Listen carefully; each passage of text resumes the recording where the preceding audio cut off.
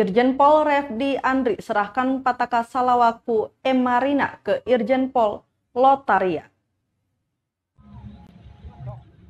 Kepolisian Daerah Polda Maluku menggelar upacara serah terima bendera Pataka Salawaku Emarina dan Periwel Parade di Lapangan Tahapari Tantui, Kota Ambon, Senin 3 Januari 2022 sore.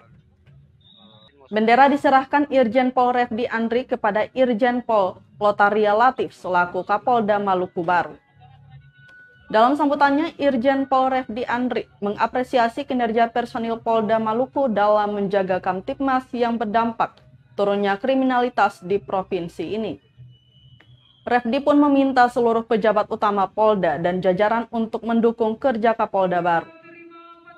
Di kesempatan terpisah, Irjen Pol Lotaria Latif memastikan tetap melaksanakan rencana kerja yang ada, serta tetap konsisten sesuai sistem yang sudah berjalan selama ini.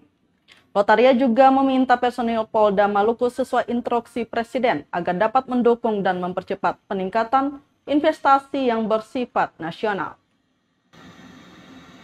Ada bijak strategis dari Bapak Kapolri, yaitu program presisi yang tentu saja itu nanti kita lakukan serentak semua di seluruh Polda. Tentu saja disesuaikan dengan wilayah dan daerah masing-masing kearifan lokal yang ada. Sehingga di Maluku ini pun saya akan melakukan tugas tanggung jawab saya selaku Kapolda, dan saya sangat mengharapkan bantuan dari seluruh tokoh masyarakat, tokoh adat, pemerintah provinsi maupun daerah, pemerintah kabupaten kota, dan dengan satuan TNI, sinergitas dan soliditas, karena tidak ada pekerjaan yang bisa kita selesaikan sendiri.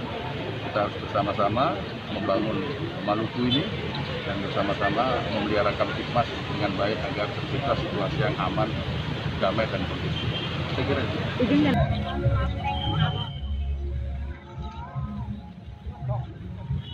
Terima kasih sudah nonton.